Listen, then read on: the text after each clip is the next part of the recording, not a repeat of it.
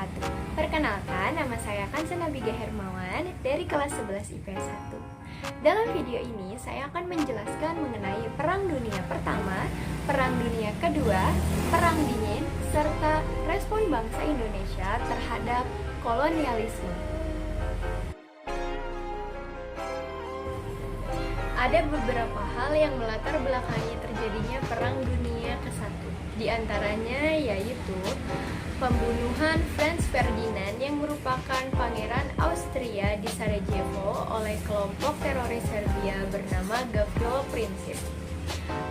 Perebutan daerah penghasil bahan baku, penanaman modal, dan daerah pemasaran.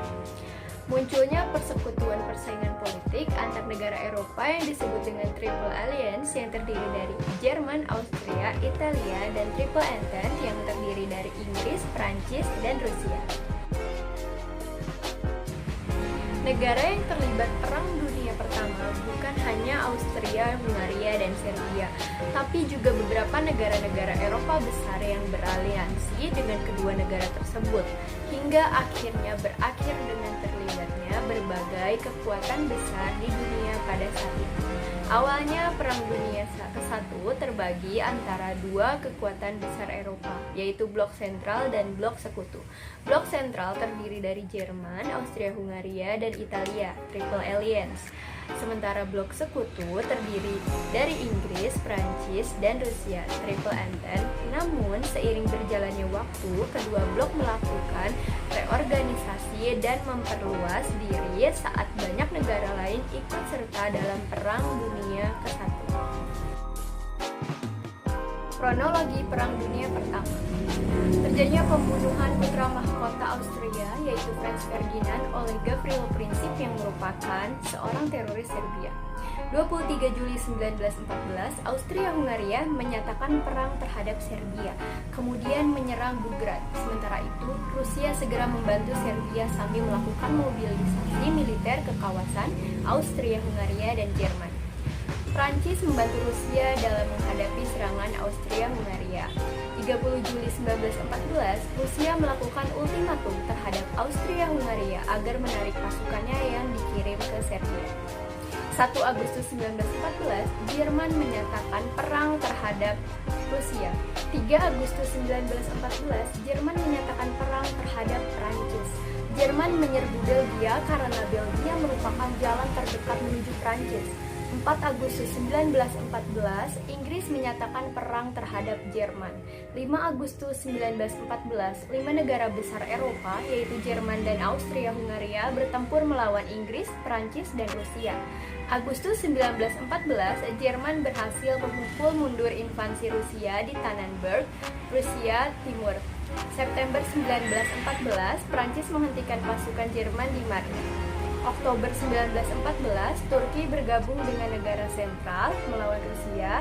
Secara diam-diam, Sekutu membantu Rusia dengan mengirim armada lautnya ke Dardanella dan pasukannya ke semenanjung Gallipoli. Setelah pertempuran Gallipoli, Sekutu menyerang Turki dan menduduki wilayah kekuasaannya di Timur Tengah. Pasukan Afrika Selatan, Inggris, dan Prancis berhasil menduduki jajahan-jajahan di Jerman di Afrika. Sedangkan Jepang dan Australia merebut jajahan Jerman di kawasan Asia Pasifik. 1915, Turki dan Bulgaria bergabung dengan Jerman. Mei 1915, Italia berbalik bergabung dengan Sekutu dan terlibat dalam pertempuran di Alpen dengan pasukan Austria. Pada akhir 1915, Serbia dan Montenegro dikuasai Jerman. Kemacetan militer terjadi di front barat. Hal tersebut terjadi setelah serangan Jerman di Verdun Februari 1916 dan serangan balasan Sekutu di Somme Juli 1916. Inggris tetap meneruskan blokade laut terhadap Eropa. Sementara itu, kapal selam Jerman menyerang kapal dagang Sekutu. Maret 1917, 3 kapal dagang Amerika Serikat ditenggelamkan. Telegram Zimmerman mendorong Amerika Serikat melibatkan diri dalam perang pada 6 April 1917. Maret 1917, SAR di Rusia berhasil digulingkan. November 1917, golongan Bolshevik merebut kekuasaan dan Maret 1918 menandatangani perjanjian perdamaian dengan Jerman di Litovsk. Pada 1918 terjadi serangan Jerman besar-besaran dan berhasil memukul mundur sekutu kemarin. Tapi itu merupakan serangan terakhir bagi Jerman. September 1918, garis Hindenburg ditembus dan Jerman terdesak. Negara sentral mengusulkan perdamaian disusul dengan gencatan senjata pada 11 November 1918. Perjanjian Versailles. Perjanjian Versailles merupakan perjanjian damai pasca Perang Dunia Pertama antara Sekutu dan Jerman. Perjanjian ini berlangsung di kota Versailles, Perancis pada 28 Juni 1919. Isi perjanjian tersebut yaitu yang pertama, pembatasan kekuatan militer Jerman. Yang kedua, Jerman menyerahkan wilayah Alsace-Lorraine kepada Perancis. Yang ketiga, Jerman menyerahkan wilayah Eupen and Malmedy kepada Belgia. Yang kelima, Sekutu mengambil alih seluruh wilayah jajahan Jerman. Yang keenam, Jerman harus membayar ganti rugi perang. Yang ketujuh, pelabuhan Danzig berada di bawah pengawasan Liga Bangsa-Bangsa. Latar belakang terjadinya Perang Dunia Kedua. Ada dua hal yang menjadi latar belakang dari Perang Dunia Kedua, yang dikenal dengan sebab umum dan sebab khusus dari meletusnya Perang Dunia Kedua pada tahun 1939 sampai 1945. Sebab umum Perang Dunia Kedua adalah: yang pertama, adanya politik balas dendam bagi negara-negara yang mengalami kekalahan dalam Perang Dunia Pertama. Relevansi idea. Yang kedua, munculnya konflik paham atau pertentangan ideologi, khususnya pada negara-negara yang menganut paham demokrasi, fasisme atau totalitarian, komunisme.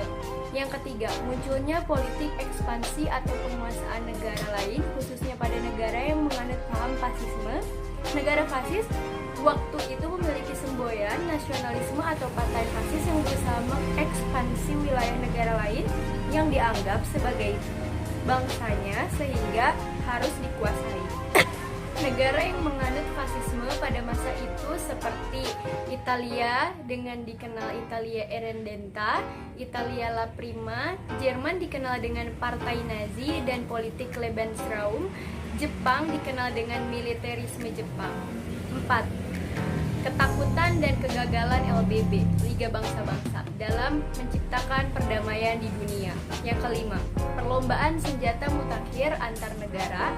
Yang keenam, munculnya politik aliansi atau mencari kawan seperti blok fasis atau totalitarian dan negara-negara lainnya. Sedangkan sebab khusus dalam Perang Dunia Kedua adalah: yang pertama, serangan Jerman di kota Danzig, Polandia yang terjadi pada tanggal 1 September 1939. Yang kedua, serbuan Jepang terhadap pangkalan armada Angkatan Laut Amerika Serikat di Pearl Harbor pada tanggal 7 Desember 1941 yang akan membuat meletusnya Perang Pasifik. Pihak-pihak yang terlibat dalam Perang Dunia Kedua dibagi menjadi dua blok, yaitu blok sentral dan blok sekutu. Blok sentral yang termasuk dalam blok sentral adalah negara Jepang, Italia, dan Jerman. Ketiga negara ini membentuk poros Tokyo, Roma, dan Berlin. Blok sekutu yang termasuk dalam blok sekutu adalah Prancis, Inggris, Belgia, Belanda, Kanada, dan Amerika Serikat. Kronologi Perang Dunia Kedua. Perang ini berlangsung pada tanggal 1 September 1939 sampai 14 Agustus 1945. Perang ini menyebabkan banyak negara menderita kehancuran dan hidup dalam penjajahan negara lain. Lebih dari 50 juta orang tewas dalam perang ini.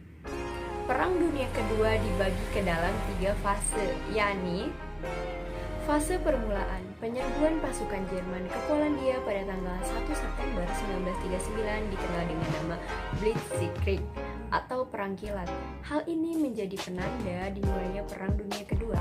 Adolf Hitler memimpin tentara Nazi dan berhasil menguasai wilayah Eropa dengan menggunakan strategi ini. Ciri khas dari strategi yang digunakan adalah menggunakan tank dan panzer untuk mendukung pergerakan pasukan. Jerman melancarkan serangan ke Denmark dan Norwegia dan berhasil menduduki kedua negara tersebut. Jerman berhasil menguasai Belanda pada Mei 1940 sehingga Ratu Wilhelmina mengungsi ke Inggris. Italia mengumumkan perang melawan Perancis dan Inggris serta dilanjutkan menyerbu Prancis pada 10 Juni 1940. Jerman berhasil menduduki Prancis pada Juni 1940, sehingga menyebabkan tentara Prancis di bawah pimpinan Charles de Gaulle mengungsi ke Inggris. Jerman melanjutkan serangannya ke front barat dengan berusaha menguasai Inggris. Namun, usaha ini gagal karena Inggris memiliki angkatan perang yang lebih baik dibandingkan negara Eropa daratan. Selain itu, Inggris pun mendapatkan bantuan dari Amerika Serikat. Hal ini menyebabkan Jerman, Italia, dan Jepang mendatangi Fakta Pertahanan Militer pada tanggal 27 September 1940. Fakta tersebut bersih kesepakatan untuk saling menolong jika salah satu dari ketiga negara tersebut diserang oleh negara lain. Selain itu, terjadi pula peperangan di front timur yang berpusat di wilayah yang memisahkan Jerman dan Uni Soviet. Jerman menyerang ke arah timur untuk menguasai Uni Soviet pada tanggal 22 Juni 1941. Hal ini hanya membuat Jerman mengalami kerugian besar karena hubungan Uni Soviet dengan Inggris dan Perancis malah menjadi lebih dekat. Fase titik balik. Kedekatan hubungan Uni Soviet dengan Inggris dan Perancis akhirnya merugikan Jerman, Italia, dan Jepang. Sekutu semakin bertambah kuat dengan bergabungnya Uni Soviet. Kekalahan demi kekalahan akhirnya dirasakan oleh Jerman, Italia, dan Jepang. Jepang kalah dalam pertempuran Laut Karang pada 7 Mei 1942. Jerman kalah dalam pertempuran di El Alamein dekat Alexandria dari pasukan Inggris yang dipimpin oleh Robert Montgomery dan Alexander. Jerman pun kalah melawan Rusia setelah dikalahkan tentara Uni Soviet yang dipimpin oleh Marshal Zhukov dalam pertempuran di Stalingrad.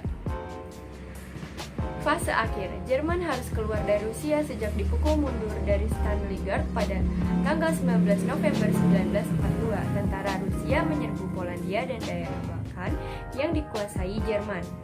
Pasukan Uni Soviet berhasil merebut kembali wilayah Rumania, Bulgaria 18 September 1944, Yugoslavia 12 Oktober 1944, dan Hungaria 13 Februari 1945.